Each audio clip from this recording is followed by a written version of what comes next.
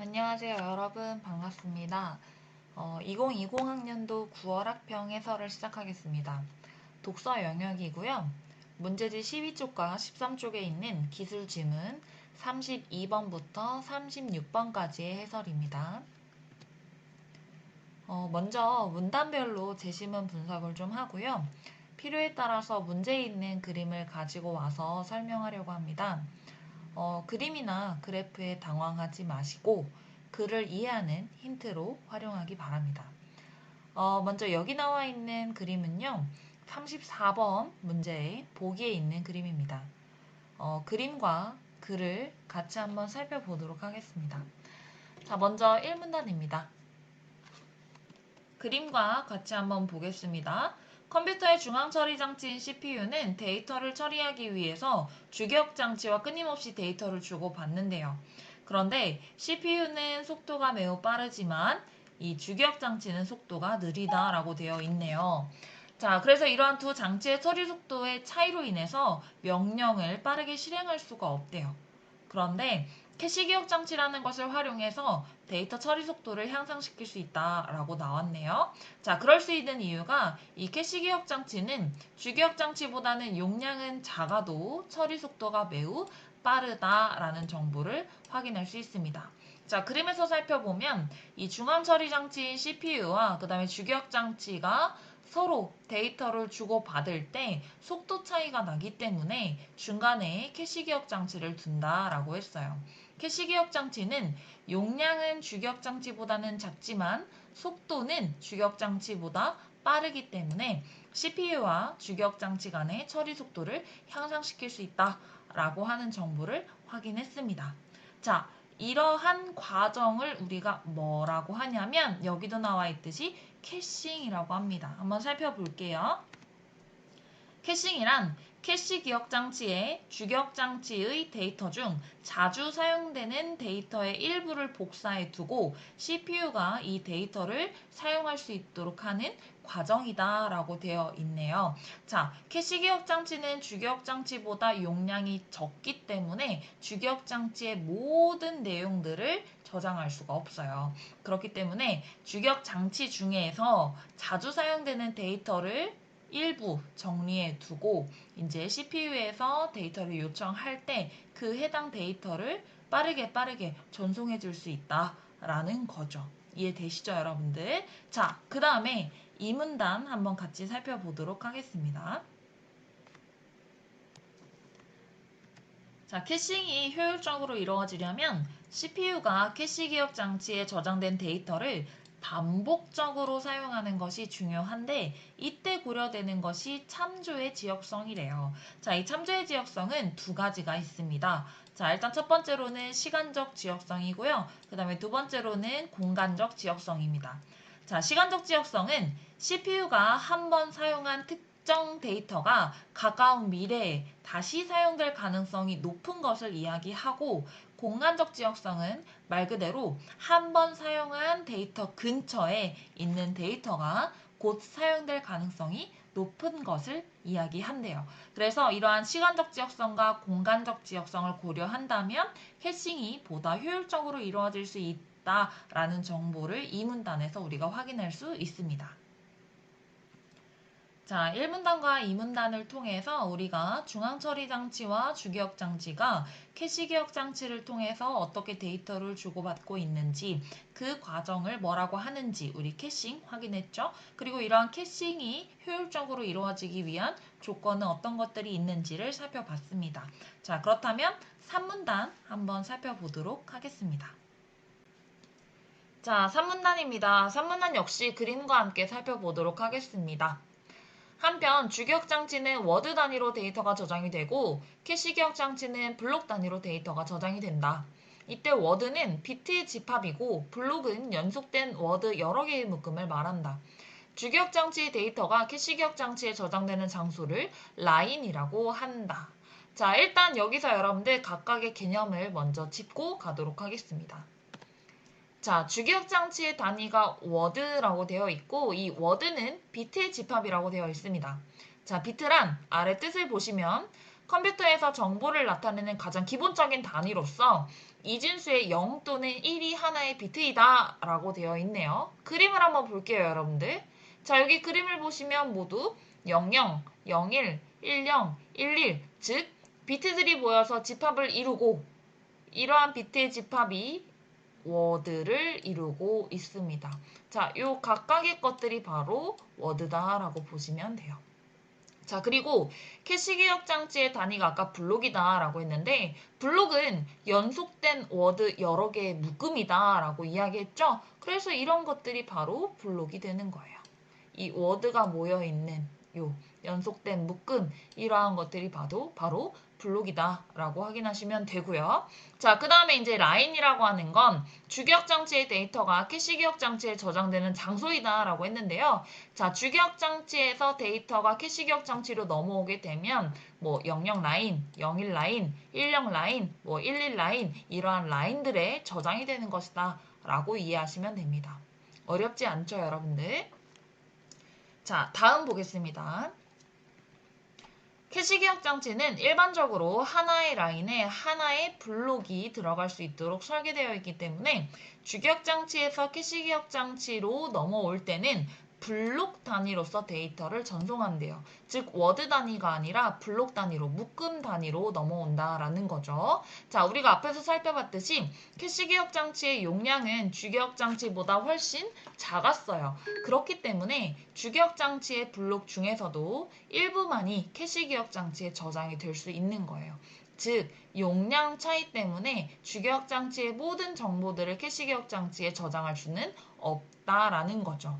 그렇기 때문에 캐싱을 위해서는 주기억 장치의 여러 블록들이 캐시 기억 장치의 하나의 라인만을 공유할 수 있다라고 되어 있네요. 자, 이렇게 산문단을 통해서 주기억 장치와 캐시 기억 장치의 단위를 살펴봤고요. 그리고 주기억 장치에서 캐시 기억 장치로 넘어올 때 데이터가 어떻게 넘어오게 되는지에 대해서도 우리가 확인을 했습니다. 자, 그렇다면 우리가 이제 사문단으로 넘어가서 내용을 또 한번 살펴보도록 하겠습니다. 사문단은 예시이고요. A로 묶여 있어요. 그리고 이 부분은 33번 문제랑도 관련이 있어서 요 사문단 읽고 33번 문제도 같이 한번 해결을 해볼게요. 자, 본문 보시면 예를 들어 어떤 컴퓨터의 주기억 장치의 데이터 용량을 워드 n승계, 캐시 기억 장치의 데이터 용량을 워드 m개라고 가정해보자. 이때 주기억 장치의 블록 1개가 K개의 워드로 이루어져 있다고 한다면 이 주기억 장치의 총 블록 개수는 K분의 2 n승계가 되며 각 워드는 n비트의 주소로 지정이 된다. 그리고 캐시 기억 장치의 각 라인은 K개의 워드로 채워지므로 캐시 기억 장치에는 총 K분의 m개의 라인이 만들어진다. 자, 여러분들 굉장히 복잡하게 설명하고 있는데요. 자, 이 부분 우리가 국어적으로 해석만 할 수 있으면 돼요. 그래서 여러분들 33번이랑 같이 한번 연결해서 보도록 할게요. 자, 보시면 주기억 장치의 데이터 용량을 아까 이 n승계의 워드이다 라고 이야기를 했죠. 자, 그리고 캐시 기억 장치의 데이터 용량을 워드 n개라고 했어요. 자, 보기에서 같은 부분 살펴보면 주기억 장치의 데이터 용량이 64개의 워드이다. 얘를 2의 n승의 형태로 바꿔볼 거예요. 자, 그리고 캐시 기억 장치의 데이터 용량이 16개의 워드래요. 그러면 m의 값도 바로 나왔죠. 하나하나 보자면 먼저 m의 값은 16이다 라는 거 나왔고요. 그 다음에 64를 2의 n승의 형태로 바꾸면 2의 6승이 됩니다. 어렵지 않죠? 자, 그리고 이때 주기억 장치의 블록 1개가 K개의 워드로 이루어져 있다고 한다면 주기억 장치의 총 블록의 개수는 K분의 2 n승이고 각 워드는 n비트의 주소이다 라고 했어요. 또 이 부분을 한번 찾아볼게요. 주기억 장치의 하나의 블록이 4개의 워드로 이루어져 있다. 자, 그렇다면 K값도 해결이 됐습니다. K는 4가 되죠. 자, 그리고 주기억 장치의 총 블록의 개수 K분의 2 n승 우리 다 구할 수 있어요. 그리고 이미 구해져 있네요. 그러면 우린 확인만 하면 되죠. K분의 2 n승이라고 했을 때 K값은 4이고 2의 n승은 아까 64다라는 거 나왔죠. 아까 요거 2의 6승이니까. 그래서 4분의 64로서 이제 16이라는 값이 동일하게 나왔어요. 그쵸? 그리고 요것은 아까 블록의 개수다라고 했기 때문에 블록 들어가야 하고요. 그리고 각 워드는 n 비트다라고 했기 때문에 아까 2의 n승 했을 때 이 n의 값은 6이다라는 거 확인했죠. 그래서 여기 나에는 6비트가 들어가면 됩니다. 자, 그리고 마지막. 자, 캐시 기억 장치에는 총 K분의 M개의 라인이 만들어진다라고 했는데 우리 K 값과 M의 값 모두 구했죠. 자, 그래서 여기 보시면 캐시 기억 장치의 라인은 K분의 M 4분의 16으로서 4 최종적인 라인은 4개의 라인이 만들어진다 라고 우리가 값을 구할 수 있습니다. 자, 이렇게 해서 우리가 33번은 1번이다 라는 것도 확인이 가능하죠. 어렵지 않죠, 여러분들? 네, 잘하셨어요. 자, 그렇다면 우리가 이제 5문단으로 넘어가도록 하겠습니다. 자, 5문단 역시 이 그림과 같이 한번 살펴보도록 하겠습니다. 자, 본문을 좀 보시면 캐싱이 이루어질 때 CPU가 요청한 데이터가 캐시 기억 장치에 있는지의 여부를 확인하고 해당 데이터를 불러오기 위해서는 주기억 장치의 데이터 주소가 사용된다고 합니다. 그리고 이 주소는 태그 필드와 라인 필드와 워드 필드의 형식으로 구성되어 있다고 해요. 자, 그렇다면 태그 필드부터 먼저 살펴보도록 하겠습니다. 자, 태그 필드는 캐시 기억 장치의 특정 라인에 주기억 장치에 어떤 블록이 저장되어 있는지를 구분하는 역할을 하고요. 자, 그리고 라인 필드라고 하는 건 주기억 장치에 블록이 들어갈 캐시 기억 장치의 라인을 지정해 준다라고 보시면 됩니다. 마지막으로 워드 필드라고 하는 것은 주기억 장치에 각 블록에 저장되어 있는 이 워드들을 지정해주는 역할을 한다라고 이해하시면 됩니다. 그래서 여기 그림을 보시면 여러분들 태그 필드, 라인 필드, 워드 필드 확인하실 수 있고요. 그리고 우리가 앞에서 살펴봤던 것처럼 이 비트들의 집합, 이러한 것들이 일련의 숫자, 번호, 즉 주소를 구성하고 있죠. 그래서 이 주소를 통해서 데이터를 주고받는다라고 이해하시면 되겠습니다. 자, 이렇게 해서 우리가 5문단 살펴봤고요. 이제 6문단으로 넘어가도록 하겠습니다. 자, 6문단은요, B로 묶여 있고요. 직접 매핑에 밑줄이 있습니다. 그리고 이 6문단에서는 이 그림을 적극적으로 활용을 해야 합니다. 34번 문제와 관련된 문단이기도 해서요. 이 제시문을 모두 한번 살펴보고 34번 또한 해결을 해보도록 하겠습니다. 자, 본문 볼게요, 여러분들. 주기억 장치의 데이터를 캐시 기억 장치에 저장하는 방식에는 여러 가지가 있는데 그 중에 하나가 직접 매핑이다. 직접 매핑이란 주기억 장치의 데이터를 블록 단위로 캐시 기억 장치에 지정된 라인에 저장하는 방식이다. 그리고 다음으로는 직접 매핑의 과정에 대해서 설명을 하고 있는데요. 같이 한번 따라가 볼게요. 자, 앞에서 살펴봤던 것처럼 이 중앙처리 장치 CPU가 태그 필드, 라인 필드, 워드 필드로 이루어진 주소를 통해 데이터를 요청하면 자, 여기 보시면 CPU의 데이터 요청에서 태그 필드, 라인 필드, 워드 필드로 이루어진 주소가 나와 있고요.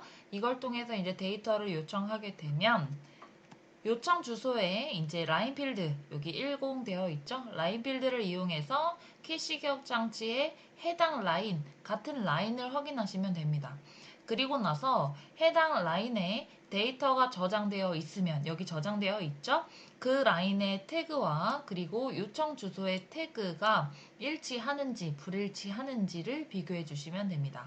이때 두 태그의 값이 일치하게 되면 우리가 캐시 히트다라고 이야기를 하는데 캐시 히트가 일어나면 주소의 워드 필드를 이용해서 라인 내 워드들 중에서 해당 데이터를 찾아 CPU에 바로 보내주면 됩니다. 그래서 여기 보시면 워드 필드에서 여기 11 나와 있죠. 그래서 만약에 요 해당하는 데이터가 캐시 기억 장치에 있다면 워드 11에 맞는 데이터를 찾아서 바로 CPU에 보내주면 된다는 얘기예요. 자, 그런데 여기 그림을 보시면 데이터 요청 태그는 00이지만 캐시 기억 장치에 있는 태그는 1형으로서 태그가 불일치하고 있죠. 그래서 얘는 캐시 히트가 아니에요. 자, 그렇다면 이 그림은 어떤 상황인지 한번 살펴보도록 할게요. 자, CPU가 요청한 주소의 태그와 캐시 기억 장치의 라인의 태그가 일치하지 않거나 해당 라인이 비어 있어서 요청한 데이터를 찾지 못하는 경우가 있다. 이 그림의 경우에는 태그가 일치하지 않는 경우가 되겠죠. 이런 경우는 CPU가 요청한 데이터가 캐시 기억 장치에 저장되어 있지 않다는 의미로, 자, 앞에서도 살펴봤듯이 캐시 기억 장치는 주기억 장치에 비해서 용량이 적기 때문에 주기억 장치의 모든 데이터를 저장할 수 없다라고 이야기했죠. 그렇기 때문에 이런 상황이 발생하는 것 같아요. 그래서 이런 경우를 뭐라고 하냐면 바로 캐시 미스라고 한다라고 설명하고 있네요.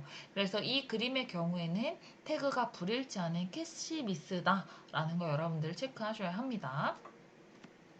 자, 이렇게 캐시미스가 일어나게 되면 요청 주소에 해당하는 블록을 주기억 장치에서 복사를 해서 캐시 기억 장치에 지정된 라인에 저장을 한다.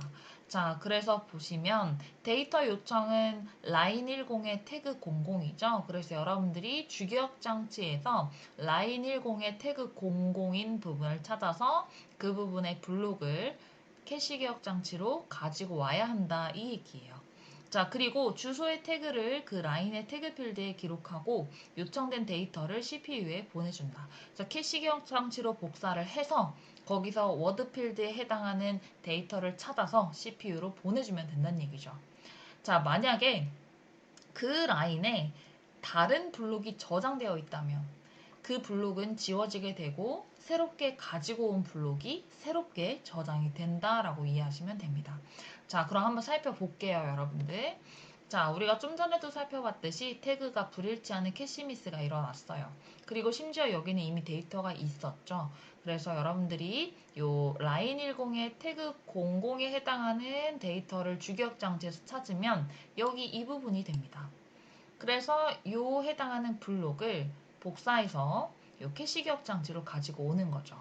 그럼 기존에 있던 1010의 GOAL이라고 하는 정보는 사라지게 되고 태그 00의 데이터 BLUE가 새롭게 저장이 된다라고 보시면 됩니다.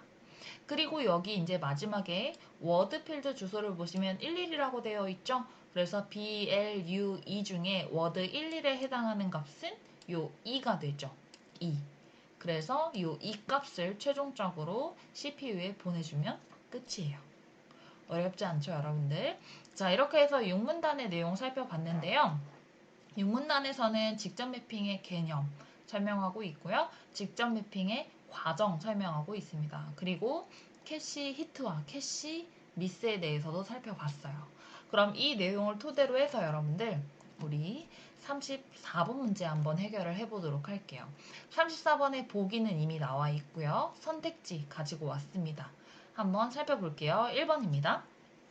자, 요청된 주소에 10을 이용하여 캐시 기억 장치의 라인을 확인한 후에 태그 00이 그 라인의 태그와 일치하는지 확인하겠군. 아까 쌤이랑 그렇게 했죠.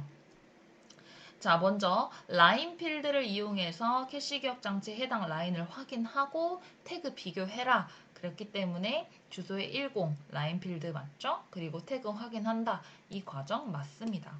자, 그 다음에 이제 2번을 보시면 CPU가 요청한 데이터가 캐시 기억 장치에 저장되어 있지 않으므로 캐시 미스가 일어나겠군. 일어났죠? 그래서 2번의 내용도 우리가 맞다라고 확인할 수 있어요. 자, 3번. 주기억 장치의 데이터 블록 중에서 BLUE가 복사되어 캐시 기억 장치에 저장이 되겠군. 이것도 우리가 확인을 했죠? 이 위에서 여러분들. 그래서 3번도 맞는 선택지가 됩니다. 자, 그리고 이제 4번 볼게요. 캐시 기억 장치의 라인 01에 저장되어 있는 데이터 블록이 삭제된다? 아니죠, 여러분들. 아까 어디가 삭제됐나요? 라인 10에 저장되어 있는 데이터 블록이 삭제가 되고 새롭게 저장이 됐죠. 그렇기 때문에 옳지 않은 설명은 바로 우리 4번이다 라고 정리할 수 있고요. 자, 그 다음에 5번 볼게요. 자, 5번을 보시면 CPU의 데이터 요청에 의해서 최종적으로 CPU에 보내지는 데이터는 2가 된다. 자, 아까 BLUE 중에서 요 워드 1, 2에 해당하는 것은 요 2가 된다라고 했던 거 선생님 설명했던 거 기억나시죠? 자, 그래서 5번의 선택지도 맞는 선택지가 됩니다. 그래서 최종적인 답은 우리가 4번으로 체크를 해주시면 되겠습니다. 네, 이렇게 해서 34번까지 우리가 해결을 했어요. 네, 고생하셨고요. 이제 마지막 문단으로 가도록 하겠습니다. 자, 7문단에서도 이제 직접 매핑에 대한 설명이 이어지고 있고요. 7문단의 경우에는 35번 문제와도 관련이 있기 때문에 7문단과 35번 문제 같이 한번 보도록 하겠습니다. 35번은 이제 기억과 보기의 니은을 비교하는 건데, 기억은 직접 매핑 생각하시면 되고요. 보기의 니은은 완전 연관 매핑이네요. 매핑이 또 다른 종류인 것 같아요. 자, 그러면 우리 7문단 한번 먼저 살펴보도록 하겠습니다. 자, 직접 매핑은 CPU가 요청한 데이터가 캐시 기억 장치에 있는지 확인할 때 해당 라인만 검색하면 됐죠. 그렇기 때문에 검색 속도가 빠릅니다. 그리고 회로의 구조가 단순하기 때문에 시스템을 구성하는 비용 역시 저렴합니다.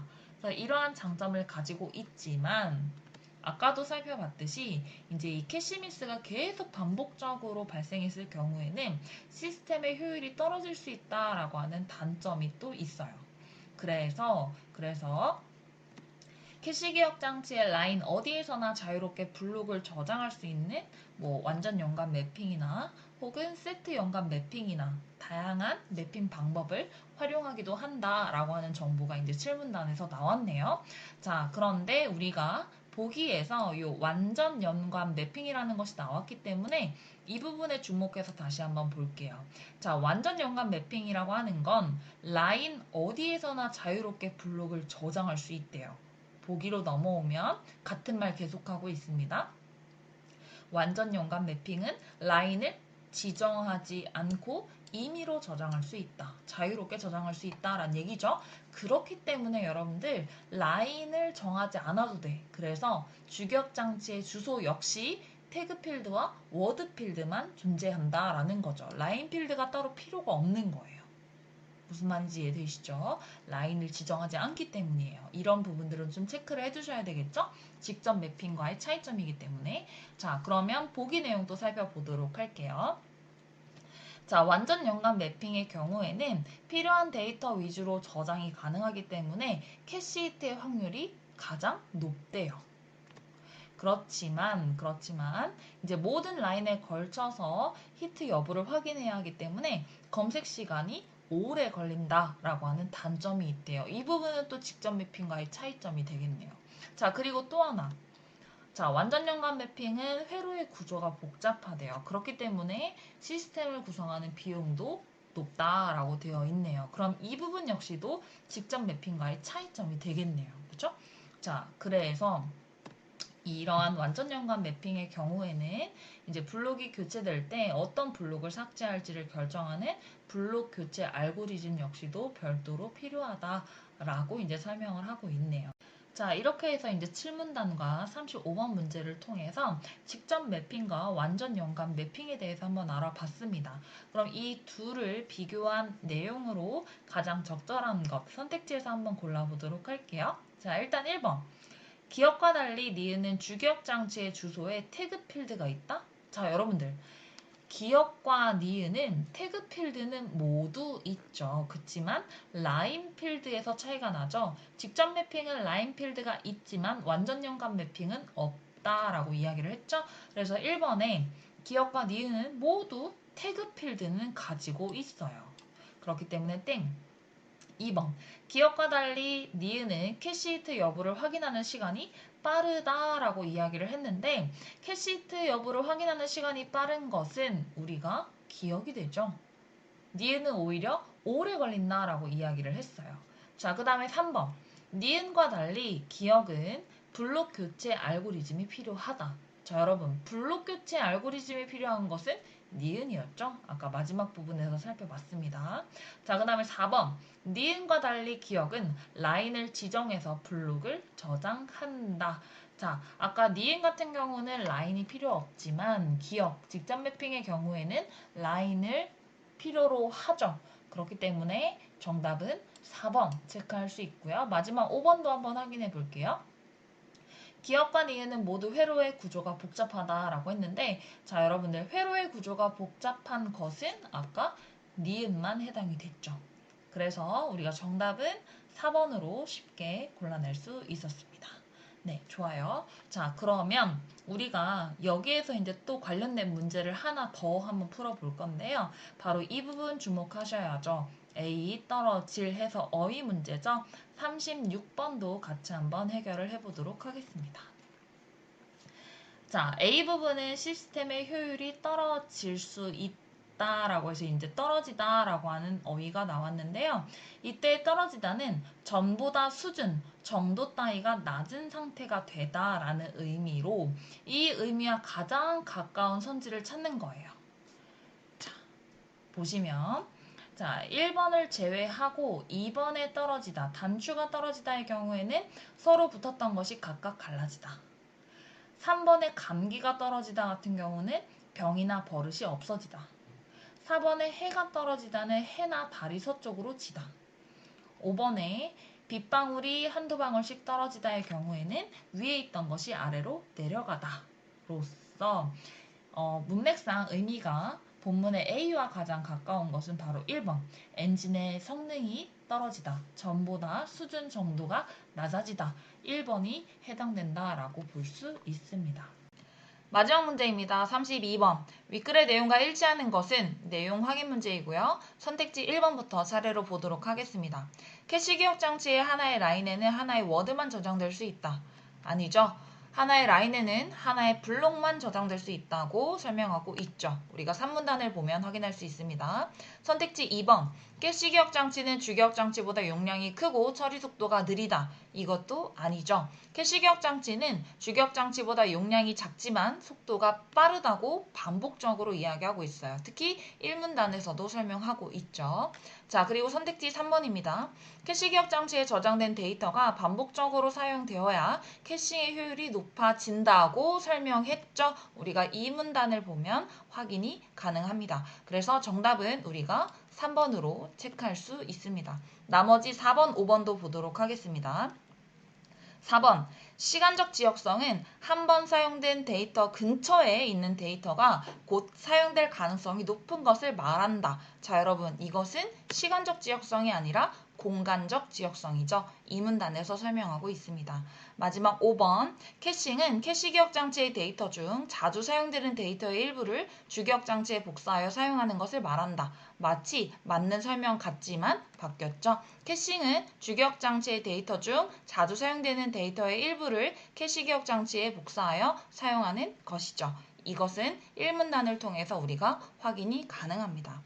자, 이렇게 해서 우리가 32번부터 36번까지 문제 풀어봤고요. 제시문도 꼼꼼하게 살펴봤습니다. 긴 시간 동안 여러분들 고생 많으셨어요. 감사합니다.